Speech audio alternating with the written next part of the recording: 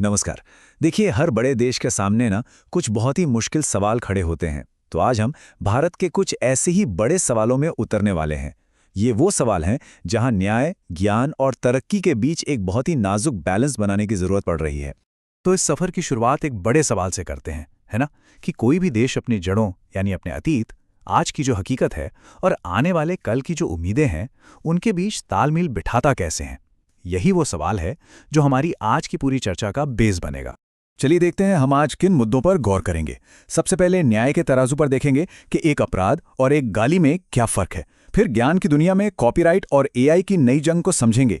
इसके बाद देखेंगे कि भारत के लिए एआई का ये पल इतना अहम क्यों है। और आखिर में हम बात करेंगे तरक्की की कीमत पर, कि क्या ये विकास है या फिर विनाश।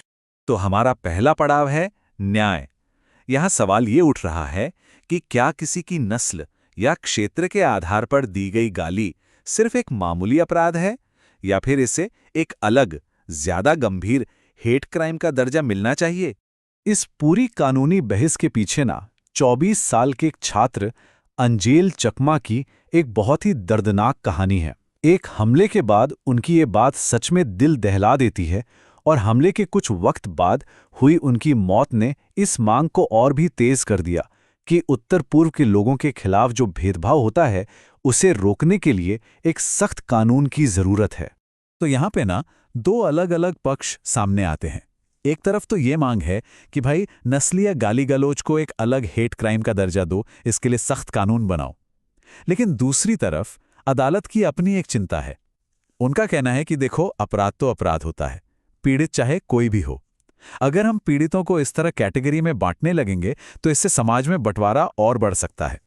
वैसे देखा जाए तो हमारे संविधान में अनुच्छेद 15, 19 और 21 जैसे सेफ्टी नेट पहले से मौजूद हैं जो भेदभाव को रोकते हैं। तो असली बहस इसी बात पर है कि क्या ये मौजूदा कानून काफी हैं या इस खास तरह के अपराध के लिए हमें और कड़े नियमों की जरूरत है। तो न्याय के इस संतुलन के बाद अब ज्ञान की दुनिया में चलते हैं। अब बात करते हैं ज्ञान की। यहां टकराव है बनाने वालों मतलब क्रिएटर्स के अधिकारों और उस ज्ञान तक हमारी पहुंच के बीच। और ये टकराव और भी बढ़ जाता है जब बात टेक्नोलॉजी और एआई की हो। ये हेडलाइन देखिए, ये सीधे मुद्दे की जड़ पर चोट करती है। हम एक ऐसे जमाने में जी रहे हैं जहां आर्टिफिशियल इंटेलिजेंस रॉकेट की रफ्तार से बढ़ रहा है, लेकिन हमारे जो कॉपीराइट कानून हैं वो दशकों पुराने हैं, और यहीं से सारा टकराव शुरू होता है। इस बहस को समझने के लिए एक शब्द समझना बहुत जरूरी है, कॉपीराइट मैक्सिमलिज्म। इसका सीधा सा मतलब ये है कि कॉपीराइट कानून इतने ज्यादा सख्त हो गए हैं कि वो नई चीजें बनाने में मदद करने के बजाय अब ज्ञान और क्रिएटिविटी के रास्ते में ही एक दीवार बन गए हैं। और आज की हकीकत जानते हैं क्या है? किसी भी क्रिएटर के काम पर कॉपीराइट उनकी मौत के 70 साल बाद तक रहता है। मतलब जरा सोचिए, इसका मतलब ये हुआ कि ज्ञान और आर्ट एक तरह से सदियों के लिए ताले में बंद हो जाते हैं, आम लोगों की पहुंच से कोसों दूर। और यहीं पर भारत के सामने एक बड़ी चुनौती है। जहां जापान और यूरोप जैसे देशों ने एआई ट्रेनिंग के लिए डेटा इस्तेमाल करने के साफ सुथरे नियम बना दिए हैं, वहीं भारत के कानून इस मामले में अभी भी उलझे हुए हैं, बिल्कुल एक ग्रे एरिया की तरह। और ये उलझन हमारे एआई डेवलपमेंट की रफ्तार को धीमा कर सकती है। लेकिन इन चुनौतियों के बावजूद भारत एआई की दुनिया में एक बहुत बड़ी छलांग लगा रहा है। अब हम सिर्फ टेक्नोलॉजी इस्तेमाल करने वाले नहीं, बल्कि उसे बनाने वाले एक ग्लोबल क्रिएटर के तौर पर अपनी पहचान बना रहे हैं। और इसी सिलसिले में एक बड़ी खबर आई है। बैंगलोर की एक कंपनी सर्वम एआई ने हाल ही में 2 नए और बेहद शक्तिशाली लार्ज लैंग्वेज मॉडल लॉन्च किए हैं।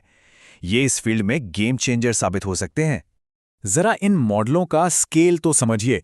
जो बड़ा वाला मॉडल है उसमें 105 अरब पैरामीटर्स हैं।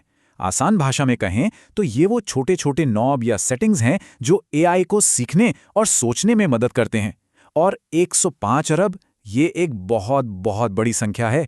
ये भारत की तकनीकी ताकत का एक जबरदस्त प्रदर्शन है। और इस बड़े सपने को ताकत मिल रही है बड़े निवेश से। कंपनी ने पीक एक्सवी और खोसला वेंचर्स जैसे बड़े इन्वेस्टर्स से $50 मिलियन की फंडिंग जुटाई है। ये दिखाता है कि भारत के एआई फ्यूचर पर भरोसा कितना बढ़ रहा है। तो ये विक्रम इतना खास क्यों है? पहली बात, ये भारतीय भाषाओं के लिए बनाया गया है, जहां ग्लोबल मॉडल्स अक्सर अटक जाते हैं। दूसरी बात, ये ओपन सोर्स होगा, मतलब कोई भी इसका इस्तेमाल कर सकेगा।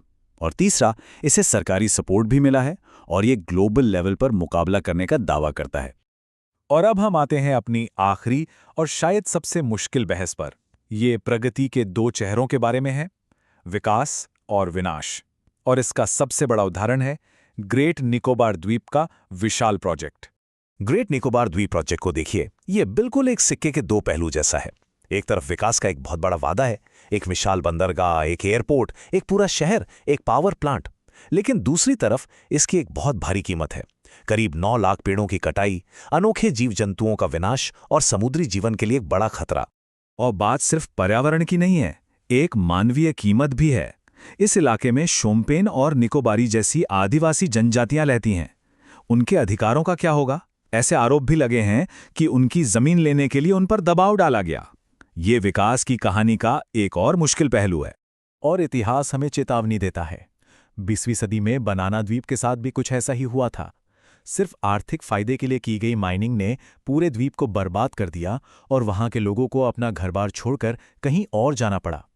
ये एक बहुत बड़ा सबक है कि सिर्फ पैसे के तर्क पर लिए गए फैसले कितने विनाशकारी साबित हो सकते हैं।